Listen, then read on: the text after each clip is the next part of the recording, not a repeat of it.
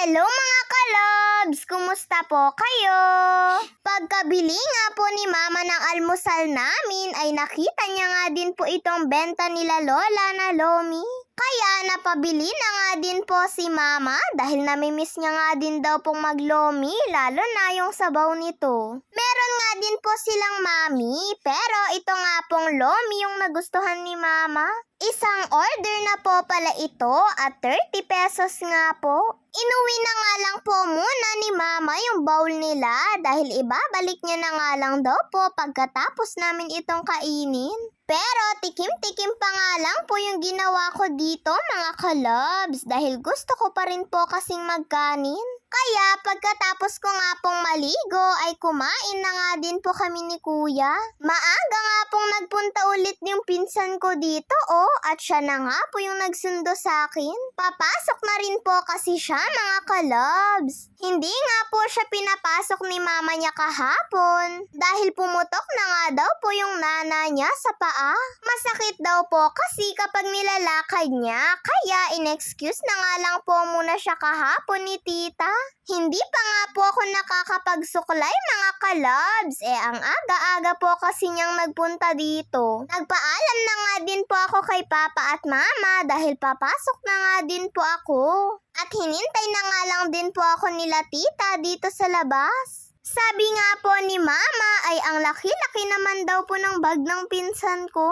Mas malaki pa nga daw po yung bag sa katawan niya Kaya sabi nga po ni Mama ay wag na nga lang daw po niya itong gamitin kinabukasan dahil masyado nga daw pong malaki at mukhang nahihirapan nga daw po siya sa paglalakad. At pag uwi po pala namin galing ng school ay kumain na nga din po ako kaagad pagkahanda ni Kuya sa pagkain namin. Dinakdakan at sitaw na may kalabasa po pala yung tanghalian namin. Para sa akin ay mas gusto ko nga po itong sitaw at kalabasa. Kay Mama at Kuya naman po etong dinakdakan. Ang hilig-hilig po talaga nila sa dinakdakan mga kalobs. Tatlo nga lang po kaming kumakain ngayon dahil may pasok nga po si Papa At may natira pa po pala kaming hotdog kaninang umaga. Kaya yun na nga lang din po yung kinain ko.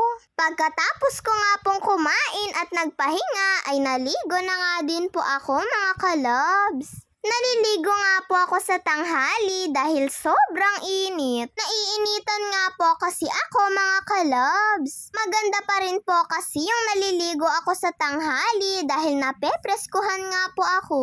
Eto nga at nagbibihis na nga din po ako. Hinihintay na nga lang din po ulit ako ng pinsan ko mga kalobs. At ayan nga, pabalik-balik pa nga po siya dito sa bahay. Baka daw po kasi ay mauna na daw po ako. Pagkatapos ko nga pong mag-ayos ay lumabas na nga din po ako. Nakalimutan ko pa nga po yung payong ko. Kailangan pa man din po namin gumamit ng payong dahil sobrang init. Lalo na medyo malayo po yung lalakarin namin.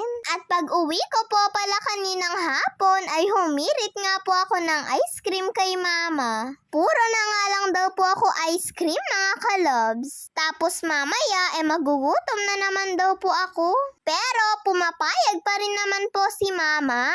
Parang hindi na nga po kumpleto yung araw ko kapag hindi ako nakakain ng ice cream Pagkatapos ko po pala itong kainin ay gagawa na nga din po ako ng mga assignment ko.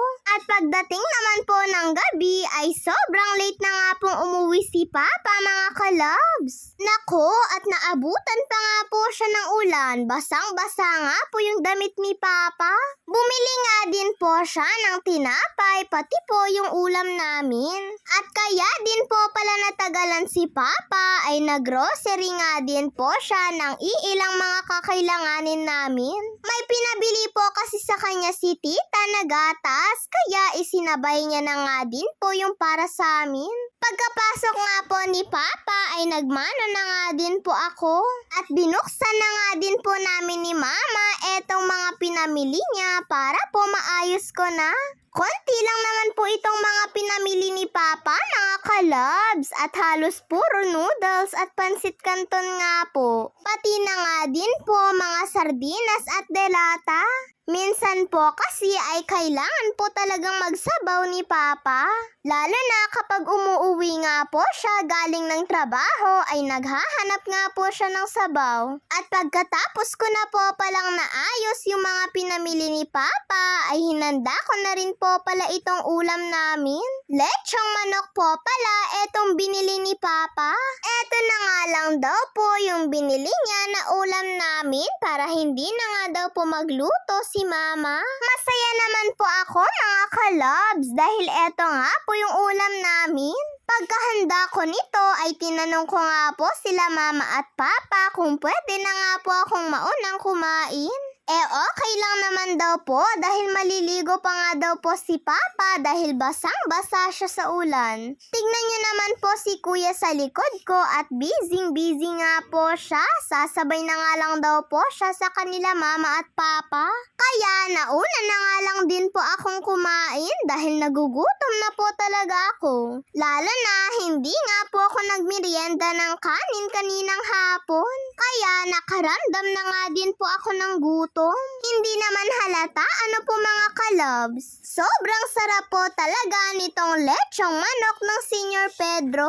Kaya lang pag binibigay na nga po nila itong order ay tinatanggal na nga po nila yung tanglad niya. Kaya akala nga daw po ni Mama nung una ay hindi na nga daw po sila naglalagay ng tanglad. Yun pala ay tinatanggal lang daw po pala nila. Malapit ko na nga pong maubos itong unang sandok ko ay hindi pa nga po tapos maligo si Papa. Sabi nga po ni Mama ay kumain nga lang daw po ako ng kumain para mabusog daw po ako.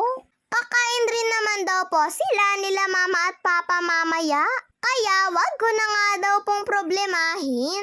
Mabilis ko nga lang pong naubos yung unang sinandok sa akin ni Mama Gutom yarn. Pagkaubos ko nga po nitong unang sinandok ni Mama sa akin ay nagpalagay pa nga po ulit ako ng kanin. Syempre may isa pa po kasi akong part ng leg sa manok Lord, maraming salamat po sa masarap na ulam namin araw-araw. Bye-bye po!